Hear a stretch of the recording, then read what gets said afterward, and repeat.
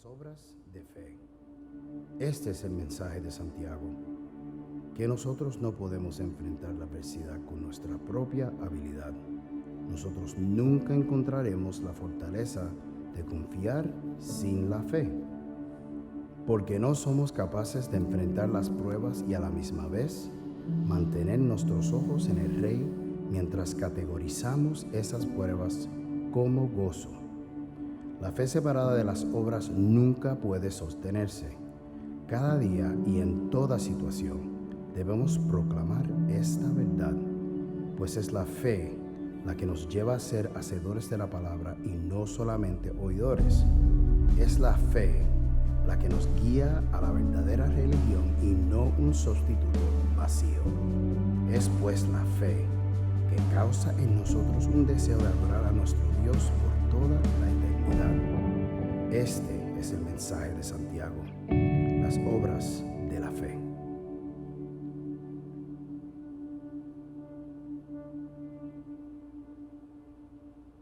Buenas tardes, que el Señor me los bendiga a todos. Gracias por estar aquí una vez más con nosotros.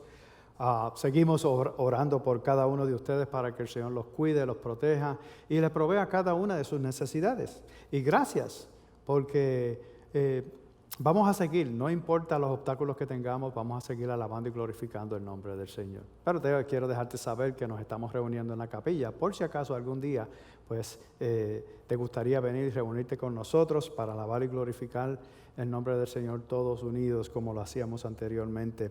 Pues estamos en la séptima parte de esta serie Fe y Obras. Y hoy pues tenemos un mensaje especial porque hay una pregunta bien especial que dice, ¿de quién tú eres? ¿A quién tú le perteneces? Sabemos que el hermano pequeño de Jesús escribió un libro en la Biblia. Y en este libro, Santiago, nos deja saber cómo la fe debiera de trabajar.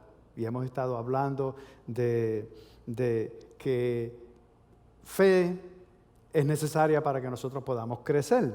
Hasta este momento, en estos 3 capítulos que hemos discutido, él nos ha hecho 13 preguntas. Y yo solamente voy a mencionar 3 preguntas que en realidad yo creo que son necesarias para que nosotros meditemos en ellas de vez en cuando y podamos echar hacia adelante. Y permitamos que Él, por medio del Espíritu Santo, nos vaya transformando. Por ejemplo, la primera es, ¿de qué sirve la fe si no hay obras? Sabemos que nosotros hemos sido salvos por fe y por la gracia. Algo que no nos merecíamos, algo que nosotros no podíamos por hacer nosotros mismos, mas sin embargo, Cristo Jesús vino y lo hizo por nosotros y ahora por medio de la fe del Evangelio nosotros podemos tener una vida eterna y más tarde disfrutar con Él una vida para siempre. Entonces la otra pregunta es, ¿puede fluir agua dulce y salada del mismo lugar?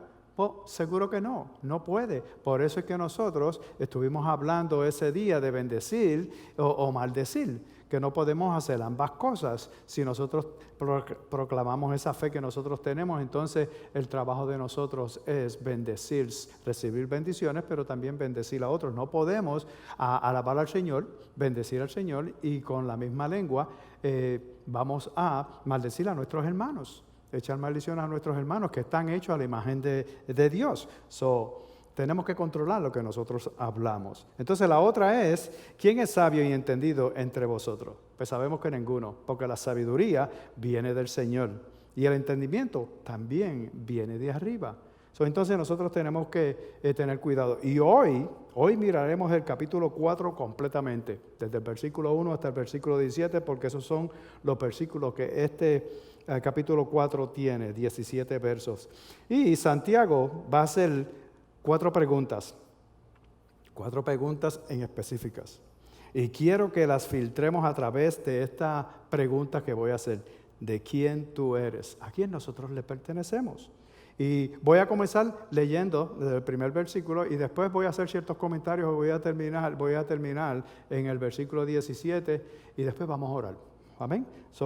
Mira lo que dice el primer versículo de este capítulo 4. ¿De dónde vienen las guerras y los conflictos entre ustedes?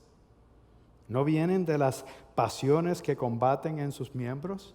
Automáticamente en el primer versículo aquí del capítulo 4, él hace dos preguntas muy importantes. ¿De dónde vienen? Y la mayoría de las personas que se encuentran en ciertas tribulaciones, en problemas, guerra, en conflictos con otras personas, decimos, pero ellos hicieron esto, o ellos hicieron aquello, o me dijeron esto, o escuché esto. Todas esas cosas nosotros las vamos a escuchar, pero tenemos que saber que el problema de allá afuera, cuando nosotros nos metemos en problemas con otras personas, en conflictos, nosotros sabemos que tarde o temprano va a regresar aquí a nosotros, a nuestro corazón. Y sabemos que a veces nosotros acumulamos ciertas cosas, remordimientos, odios, rencor en nuestros corazones. Y para más decirte, nosotros hemos hablado de esto anteriormente. Hemos hablado de lo que hay en el corazón, abran los labios, abra la boca. Entonces nosotros tenemos que tener cuidado porque el problema está aquí en nuestro corazón. Conflictos internos que hemos retenido ahí nos llevan a que nosotros tengamos conflictos en lo externo. Y a veces nosotros decimos, no, es que yo tengo una esposa que está media loca. O tenemos un jefe que es medio gruñón o gruñona, pero en realidad no es que tú tienes una esposa loca ni un jefe gruñón. El problema está en ti, porque a veces nosotros reaccionamos de una manera, o decimos o actuamos de esta manera, entonces ellos reaccionan de la manera que nosotros no estamos esperando. Y por causa de eso es que nosotros nos encontramos con ciertas guerras y tribulaciones, problemas, cosas que en realidad que no queremos, pero suceden. ¿Por qué? Porque a veces nosotros no miramos cómo nosotros hacemos las cosas o decimos las cosas. Mira lo que dice el versículo 2. Dice, ustedes codician y no tienen, por eso cometen homicidio.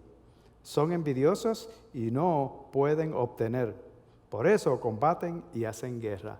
Sí, a veces nosotros estamos mirando a otras personas. Si ellos son bendecidos, si tienen o no tienen, si tienen autos, si tienen dinero, si tienen fama, si tienen propiedades. Todas esas cosas a veces se van acumulando en nuestros corazones y nosotros vamos cayendo en que estar decepcionados porque ¿por qué yo no puedo tener todas esas cosas que ellos tienen? Por ejemplo, a veces suceden estas cosas, las divisiones. Vamos a una iglesia y en una iglesia que en realidad no te está dando vida. ¿Qué pasa? Que cuando tú entras a ese lugar, tú estás buscando una esperanza, un ánimo, una palabra que te anima para tú seguir echando hacia adelante. Mas, sin embargo, a lo mejor sales de la misma manera o peor. Automáticamente esto lo que causa es tensión entre los mismos hermanos. ¿Y qué pasa? Que a Satanás le encanta las iglesias que pelean entre ellos mismos. ¿Por qué? Porque cuando ellos no están en un acuerdo, en un mismo sentir, lo que causa es división y causan problemas. No todas, y sabemos que no todas las batallas o todas las guerras son malas en la iglesia o también en nuestras vidas, porque a veces son legítimas para sacar una situación a la luz que necesita un cambio o un arreglo. Necesitamos bregar con esos problemas, sacarlos de aquí, y entonces nosotros podremos llegar a la paz. Pero Santiago está hablando de peleas que comienzan por causa de nuestros corazones desordenados. Lo que tenemos es un desorden en nuestro corazón porque estamos acumulando en ciertas situaciones, otras situaciones en la casa, en el trabajo, en la comunidad, en la iglesia, y lo que tenemos es un desorden en nuestros corazones y por causa de eso no podemos estar bien con los demás. Y a veces pues llegamos a estar codiciando las cosas de otras personas. Los problemas que sabemos que ciertamente se encuentran en nuestros corazones, pero a veces nosotros no queremos bregar con ellos. No sé si es porque nos traen sentido de culpa o no queremos aceptarlo, pero por causa de ese desorden que hay en nuestros corazones, nosotros sabemos que ciertamente ahí se encuentran en nuestros corazones, pero no queremos bregar con ellos. Tenemos que lidiar con ellos. Y la semana pasada discutimos algo más o menos conocido, donde los celos se encuentran con la ambición egoísta. Entonces, ¿qué pasa? Que a veces nosotros queremos ciertas cosas, desearíamos tener ciertas cosas, y lo que hacemos es que nos comprometemos. Hacemos las cosas indebidas por causa de poder obtener lo que nosotros estamos deseando por medio de esos egoísmos que nosotros tenemos. Entonces nos comprometemos, y cuando nos comprometemos no podemos estar bien con el Señor. la pregunta es, ¿a quién tú le perteneces? Por ejemplo, el Señor nos ha dado una guía. Él nos ha dado los 10 mandamientos para que nosotros, pues, vivamos nuestra vida de acuerdo a esos mandamientos. Pero en Él dice que nosotros debemos de amarlo a Él con todo lo que tenemos, con toda tu mente, corazón, fuerza, con todo.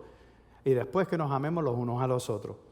Pero también Él dice que nosotros no debemos codiciar, porque Él nos ha prometido que Él nos va a proveer todo lo que nosotros necesitamos. Todas nuestras necesidades ya están prometidas que Él va a hacer por nosotros, si nosotros somos obedientes a sus mandamientos.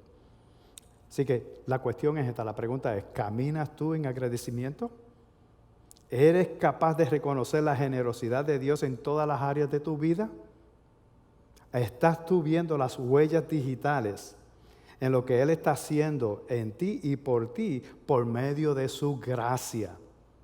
Porque tenemos que reconocer que todo lo bueno viene por medio de Él. Porque tú no eres dueño de tu salud, tú no eres dueño de tu dinero, tú no eres dueño de tus amigos buenos, tú no eres dueño de tu esposa que a veces nos perdona y una y otra vez, o de tu esposo que nos perdona una y otra vez. Y de bendiciones que vienen, por ejemplo, con los hijos que están bien estabilizados, están estables. Dios ha hecho promesas con ellos, lo ha prosperado, le ha dado la paz, le ha dado el gozo, le ha dado la libertad. Y a veces no reconocemos.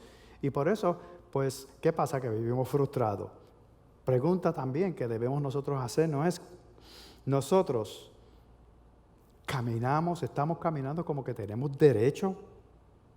Tú miras a otros y dices, yo me merezco lo que ellos tienen. ¿Por qué? Bueno, porque yo estoy haciendo esto, yo estoy haciendo lo otro, yo soy fiel, yo oro, yo trabajo, hago todo eso. Mas, sin embargo, ¿qué es lo que está sucediendo cuando tú estás mirando a otros lo que ellos tienen? Entonces, ¿qué pasa? Tú crees que Dios te debe algo. Nosotros pasamos a creer de que yo me merezco que Dios me dé lo que ellos tienen porque yo estoy haciendo lo correcto. Y esto trae que sintamos hacia los otros desprecio, amargura y contiendas, discusiones y riñas. Cuando nosotros comenzamos a mirar lo que las otras personas tienen, nosotros vamos a sentirnos de esa manera. Piensa en esto. En realidad, si tú crees que te mereces, que Dios te dé lo que tú te mereces, entonces ten cuidado porque tú no quieres que Dios te dé lo que en realidad tú te mereces. Sabemos que cada uno de nosotros somos pecadores, fallamos todos los días, dependemos de la gracia de Dios. Entonces, ¿de quién tú eres? En vez de codiciar lo que otras personas tienen, trata de hablar con Dios en cuanto a lo que tú quieres, lo que te gustaría tener, y Él te lo va a dar. Pero hay un problema. Pero acuérdate que la obediencia y sometiéndote a Dios son importantes para tú poder alcanzar las promesas que Él tiene para ti. Es muy importante que nosotros sepamos eso y que lo podamos entender y que nos los recordemos nosotros mismos, o sea, hagamos un examen de ¿estoy haciendo lo correcto? No, mira la segunda parte del versículo 2 y después vamos a leer el versículo 3 que dice, no tienen porque no piden, piden y no reciben, porque piden con malos propósitos para gastar o en sus placeres.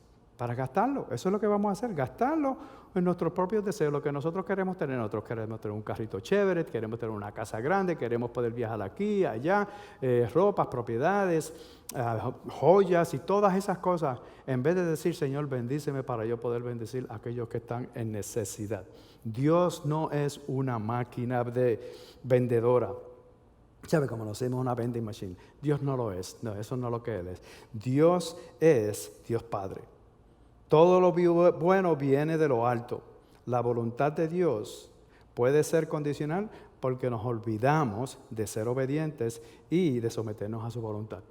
Acuérdate que yo lo que quiero dejar de saber es esto, que tú no puedes hacer una oración, esperar que Él la conteste rápidamente. En una máquina de esa de vendedora, tú vienes y echas cierto menudo, entonces tú escoges la soda o la gaseosa que tú quieres tomar o las galletitas que quieres obtener, porque solamente pones el dinero y empujas el botón. Pero en cuanto a las oraciones, Dios no trabaja de esa manera. Sabemos que a veces Él tiene el sí, sabemos que a veces Él tiene no.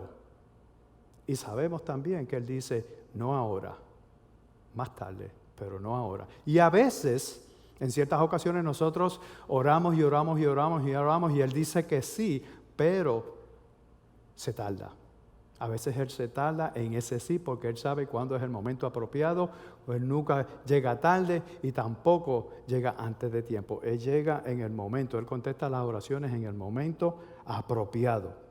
Y por eso es que nosotros tenemos que reconocer que hay 3 razones de por qué tu vida de oración es pobre.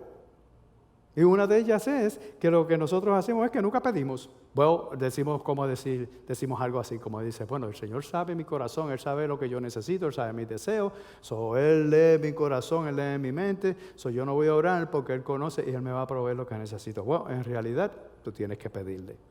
Y a veces nosotros pedimos y paramos de pedir. ¿Por qué? Porque oramos una vez, pedimos esto y no sucedió. Oramos otra vez por lo mismo, pedimos y no sucedió. A la tercera vez ya lo que hacemos es que nos vencemos y no pedimos más. Y a veces pues sabemos que se tarda, toma tiempo porque acuérdate, las contestaciones a nuestras oraciones vienen rápidas, pero llegan al momento apropiado. No, ¿estás pidiendo de la manera incorrecta? ¿Para nuestros propios motivos y deseos? Y si Dios sabe que eso no te conviene, Él no te lo va a dar. ¿Por qué? Porque te va a perjudicar más de lo que te va a beneficiar.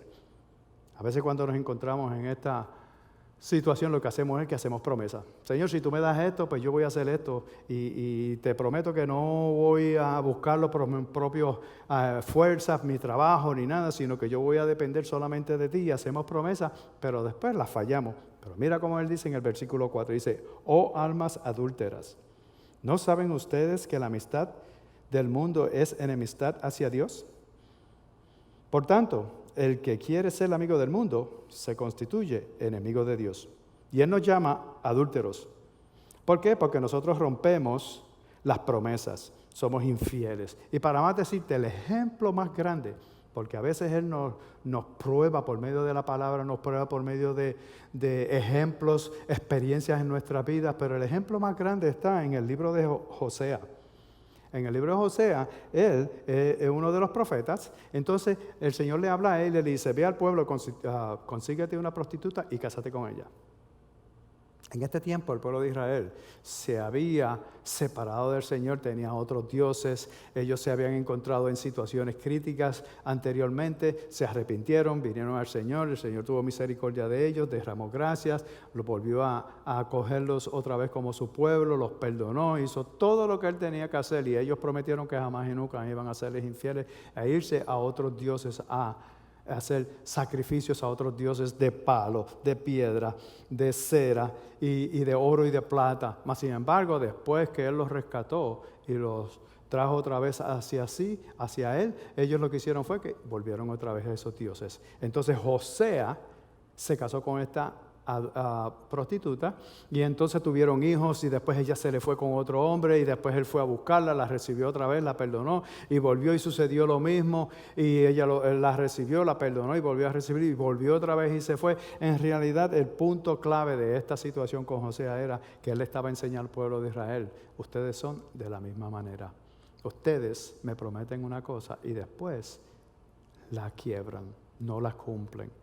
Y entonces se van a otros dioses o tratan de hacerlos ustedes mismos. A lo mejor las casas o las propiedades son el Dios porque eso te da seguridad y te da finanzas. A lo mejor el dinero que tienes en el banco es tu Dios. O a lo mejor tu trabajo, tus prosperidades, tus promociones y todas esas son Dios sin darte cuenta que yo soy el proveedor de todas las cosas. Por eso Él nos llama adúlteros. Y nosotros tenemos que tener cuidado en cuando nosotros le prometemos al Señor. Nosotros decimos aquí en Mana, ama al mundo. Pero lo que queremos decir es que amaremos al mundo perdido y no en una manera que seamos infieles al Señor. ¿De quiénes somos amigos? ¿De quién tú eres amigo? ¿Del mundo o del Señor? La gente tenía un mejor entendimiento de la amistad en el tiempo de Santiago. Ellos compartían los valores morales, ellos compartían sus valores, ellos compartían sus convicciones y también sus estándares. Ellos se ayudaban unos a los otros. Ellos no hablaban de la gente. Siempre nos tenemos que acordar o recordar que Jesús era amigo de los pecadores, pero no de sus pecados. Él no se comportaba ni actuaba como ellos actuaban, al contrario, ellos los aceptaban porque Él sabía que ellos estaban perdidos, que estaban confundidos, y Jesús le estaba dando un ejemplo de cómo ser un servidor al Señor. En el versículo 5 dice, ¿o piensan que la Escritura dice en vano, Dios celosamente anhela el Espíritu que ha hecho morar en nosotros? ¿Dios tiene celo de ti? En realidad no. Dios está celoso de ti y está celoso de mí. En Éxodo, si vamos al Viejo Testamento, podemos ver que habla en ese capítulo 20, dice, yo te hice para mucho más de lo que tú te estás conformando. Dios te ha creado para que tú seas un éxito. Dios te ha creado para que tú seas próspero. Dios te ha creado para que tú tengas en abundancia. Entonces, ¿por qué? Si Él nos rescató, ¿por qué nosotros queremos correr de nuevo hacia una vida descarriada que vivíamos anteriormente, una vida de vergüenza? Yo te voy a decir una cosa. Jesús, cuando fue a la cruz y cargó nuestros pecados, Él sabía lo que estaba comprando. Él sabía que Él nos había creado, Él sabía que nosotros éramos de valor para Él. Él quiere estar con nosotros y siempre ha querido que nosotros seamos su pueblo. Por eso, Él, sin ningún remordimiento, Él nos compró. Él estuvo dispuesto a ir a la cruz del Calvario y pagar lo que tenía que pagar para que nosotros pudiéramos tener una vida eterna. Sí, Él nos está invitando a que nosotros caminemos hacia adelante, reconociendo esta verdad, que Él nos ama y que nosotros somos de gran valor para Él. Jesús sabía lo que estaba comprando. Pero es como Él quiere que nosotros seamos como Él es como el padre que está esperando al hijo que regrese para atrás, el hijo pródigo, y que regrese una vez más a su padre. Así mismito Dios está esperando por nosotros. A veces nosotros nos vamos, nos malgastamos todo lo que el Señor nos ha dado, y lo que hacemos es que nos separamos del Señor porque a veces no tenemos sentido de culpa y entonces no queremos ir al Padre y arrepentirnos. Mas sin embargo, Él es de esa manera. Dios espera por ti si andas enamorado del mundo. Si tú estás con una pierna aquí y otra allá, asegúrate de venir al Padre, porque Él es el proveedor de todas las cosas buenas. Acuérdate, todo lo bueno viene de arriba. No, yo quiero darte ciertas buenas noticias. ¿Estamos preparados para ciertas buenas noticias? Bueno, vamos a hacernos esta pregunta. ¿Cómo yo sé que Jesús está completamente decidido, comprometido a proveerme todo lo que yo necesito? Bueno, en realidad, sí. Mira lo que dice el versículo 6. Dice, pero Él da mayor gracia. Por eso dice, Dios resiste a los soberbios, pero da gracia a los humildes. En Proverbios 3:34 dice el Señor se burla de los burlones, pero muestra su favor a los humildes. Aquí vemos que la humildad y la soberbia son lo contrario.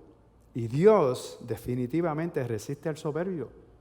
No, Él siempre ha resistido al soberbio y seguirá resistiéndolo. Dios no odia a los orgullosos. Él lo que odia es lo que el orgullo le hace a su gente. Y no hay pecado que tenga más poder que la cruz de Jesús. No hay pecado que tenga más poder que la cruz de Jesús. Entonces, ¿cuál debería de ser nuestra respuesta? Pues preguntarnos de quién tú eres. Versículo 7 dice, por tanto, sométanse a Dios, resistan pues al diablo y huirá de ustedes. Sí, el someterse y la humildad trabajan mano a mano. ¿Puedes someterte? Si tú puedes someterte, entonces pasas a ser humilde. La mejor manera de resistir, de llevarte algo del trabajo, es someterte al jefe tuyo. La mejor manera de tomar el tiempo apropiado del almuerzo es someterte a tu jefe. La mejor manera de resistir el adulterio en tu matrimonio es someterte a tu esposa o a tu esposo, y nunca te olvides del pacto del matrimonio, lo que tú le prometiste. La mejor manera de no hacer trampa en la escuela es someterte a la maestra. Sí, la historia grande en la Biblia, para mí, una de las historias grandes es José. José, el hijo de Jacob. Él fue vendido por sus hermanos y un jefe grande de los egipcios lo compró, que se llamaba Potifar. Y la esposa pues quería estar con José. Mas sin embargo, él se sometió primeramente a Potifar, pero también a Dios. Y él huyó, corrió. La mejor manera de resistir, haz lo que dice al frente y haz lo que dice después. Entonces tú me dices, pues espérate un momentito, ¿de qué tú estás hablando de haz lo que dice al principio y haz lo que dice después, a lo último? Pues el versículo 8 te contesta esta pregunta. Dice, acérquense a Dios. ¿Qué es lo que tenemos que hacer? Acercarnos a Dios. ¿Qué es lo primero que tienes que hacer? Acércate a Dios. Y Él se acercará a ustedes. Limpien sus manos, pecadores, y ustedes de doble ánimo, purifiquen sus corazones. Y eso es lo que tenemos que hacer al final. Pues la mejor manera es, haz lo que dice al frente, acércate a Dios. Y entonces, haz lo que dice al final, o lo que dice después, que es purificar nuestros corazones. Cuando nosotros nos acercamos a Dios, la promesa es que Él vendrá rápidamente hacia ti, se va a acercar más a ti. Él se moverá hacia ti. Brega con tus pecados, pero no lo hagas solo. No trates de hacerlo tú solo. Ven y hazlo con Dios. Entonces su promesa vendrá hacia ti. Sí, tú tienes que bregar en ambos lados, en la parte de afuera, pero mayormente en tu interior, en lo que tú tienes en tu corazón. Purifica tus deseos, tus pecados. Mente indecisa. Si tienes una mente indecisa, tú tienes que obligatoriamente acercarte al Señor. Y esta puede ser la realidad de una alianza doble, que nosotros queremos a estar con Dios, pero también con el mundo. ¿A qué nosotros nos vamos a entregar? ¿A Dios o al pecado? No, tenemos que escoger a Dios, porque esa es la bendición. Ahí es donde nosotros vamos a tener la seguridad. Cuando tú tienes problemas, ¿hacia dónde tú corres? ¿Qué es lo que tú piensas? Pues obligatoriamente nosotros decimos, fallé, cometí un error, voy a correr hacia Dios. Si no entiendes el Evangelio, Santiago podría ser el libro más desilusionante en el Nuevo Testamento. Tenemos que pensar, tenemos que entender cómo es el Evangelio. ¿Tú entiendes el Evangelio? Déjame explicarte lo que es condenación y convicción. ¿Okay? A veces nosotros, cuando viene la condenación, al enemigo le encanta esto, traernos a convicción, ¿okay? O a condenación. A la condenación es esto.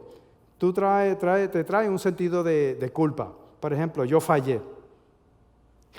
Si mi papá se entera, me va a matar.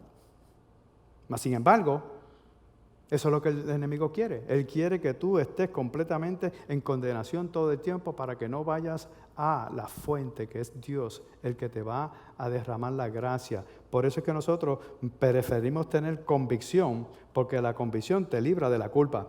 Y puedes aceptar de que cometiste un error. Cuando cometiste un error, ¿qué es lo mejor que tenemos que hacer? Ir al Padre. Tú vas al Padre y le dices lo que hiciste. Entonces, pues, es fácil. Tengo que llamar a mi papi, tengo que llamar a mi papá para que Él me salve. En el versículo 9 dice, aflíjanse, lamentense y lloren.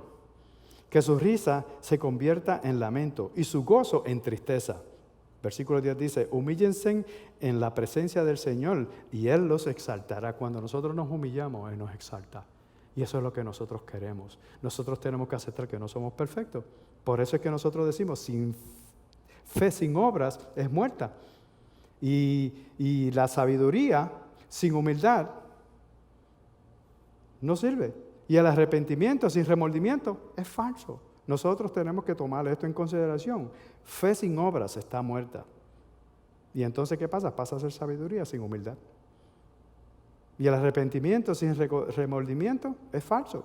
Si has pecado, dile a Dios, ayúdame a llorar por mis propios pecados. Ayúdame, Señor. Trae las lágrimas y los mocos que me quebrantan. Alguna vez tú has hecho algo bien difícil y tú te has arrepentido y tú lloras y lloras y lloras y te sientes tan mal que lágrimas, bueno, todo. Mas sin embargo, después que termina, el Señor viene y te da la paz que tú necesitas. Dice, dile al Señor de esta manera, amado Dios, enséñame quién soy separado de tu gracia. Separado de su gracia, somos nada.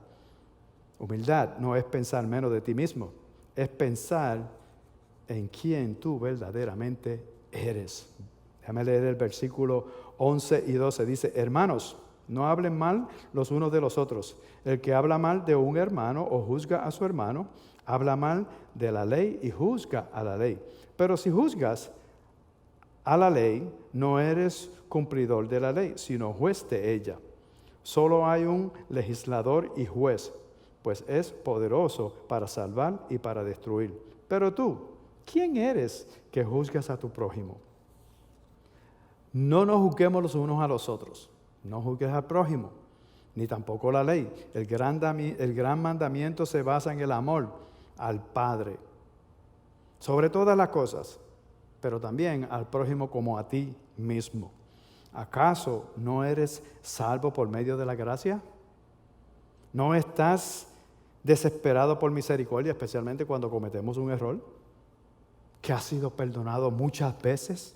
Las personas que han sido humildes en su propio quebrantamiento rápidamente extienden la gracia a los demás. Los perdonan rápidamente, entienden porque nosotros somos imperfectos y cometemos muchos errores. Ellos también van a cometer errores. Renuncia como si fueras el gerente general del universo y deja que Dios sea Dios. Deja que Dios sea Dios. No hemos sido llamados a ser el juez, hemos sido llamados a ser testigos de la gracia y misericordia de un juez. Pero entonces tú dices, pero espérate, esto que me hicieron a mí fue malo. ¿Dónde está la justicia? Bueno, la justicia está en la cruz y Cristo la pagó en ella.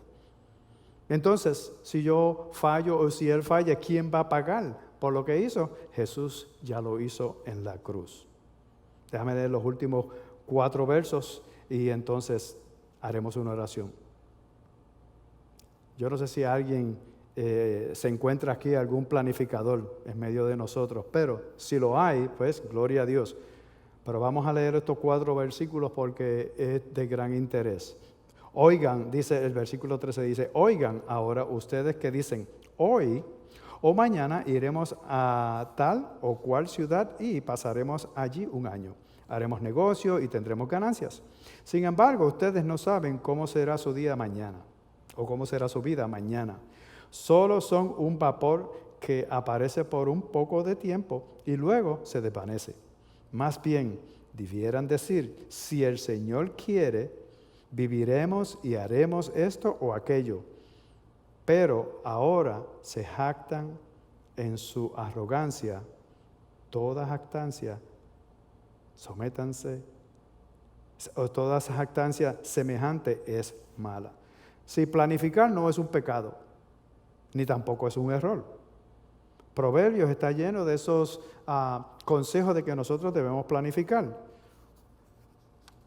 Para más decirte, tú no nos darías el dinero tuyo si nosotros no te demostráramos un plan para cómo nosotros vamos a gastar tu dinero, el dinero que ustedes ponen en nuestras manos, cómo vamos a hacerlo estratégicamente y cómo vamos a ser fiel con ese dinero, gastarlo de la manera apropiada. Tú sabes que nosotros hacemos muchos alcances porque queremos avanzar el reino de Dios y eso es lo que nosotros hacemos con el dinero que ustedes nos entregan.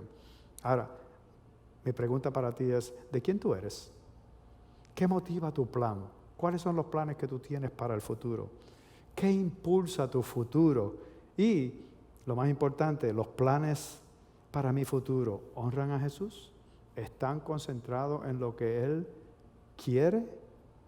Versículo 17 dice, a aquel, pues, que sabe hacer lo bueno y no lo hace, le es pecado. Aquel, pues, que sabe hacer lo bueno y no lo hace, le es pecado. En los últimos 4 capítulos hemos estado hablando de la fe sin obra. Hemos estado hablando de bendecir y no maldecir. Hemos estado hablando de que en una fuente no puede dar agua dulce y agua salada. Tenemos que, si tenemos fe y queremos gracia, entonces nosotros tenemos que comportarnos de esa manera. Y por si acaso tú todavía no crees que necesitas a Jesús, en realidad, esta palabra aquí del versículo 17 es eso. Si sabes hacer lo correcto y no lo haces, se te cuenta como pecado. Si tú conoces al Señor y estás viviendo en ambos lados y sabes qué es lo correcto, que es venir al Señor, pero estás ya con el mundo, dependiendo de las riquezas, del poder, del dinero, se te cuenta como pecado. Entonces tienes que tomar una decisión de entregarte completamente, humildemente. Vienes al Señor y me entrego a ti, Señor. Tú eres mi proveedor, tú eres mi salvación. Necesito tu gracia día a día. Entonces ahí eres tú. Pero Santiago, aquí, lo que hizo fue que duplicó tu comprensión del pecado.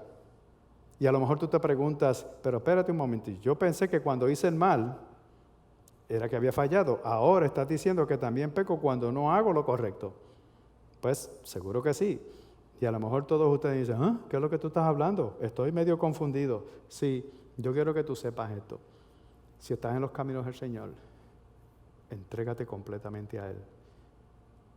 Si tú no conoces al Señor como tu Salvador, entonces tú tienes que dar el paso de fe. Y te voy a decir por qué. Si tú das el paso de fe, aceptar a Jesús como tu Salvador, tus pecados son removidos, entonces Él viene y mora dentro de ti y entonces empieza Él a transformar tu vida. Ora conmigo y entonces te doy la palabra final para terminar este mensaje. Oremos. Gracias, Señor Jesús, por haber ido a la cruz del Calvario. Gracias, Señor. Perdóname. Perdona mis pecados. Te acepto como mi Salvador y ayúdame desde este momento en adelante a vivir una vida de acuerdo a tu voluntad. Ayúdame, Señor, a llegar a ese estado de humildad para depender solamente de ti. En el nombre de Jesús. Amén. Yo solamente quiero dejarles saber que la devoción a Jesús es donde el corazón del hombre está más satisfecho. Gracias, que el Señor los bendiga. Nos vemos la semana que viene y seguiremos orando por ustedes para que algún día pronto podamos estar contigo o todos nosotros unidos alabando y glorificando al Señor. Que el Señor me los bendiga. Amén.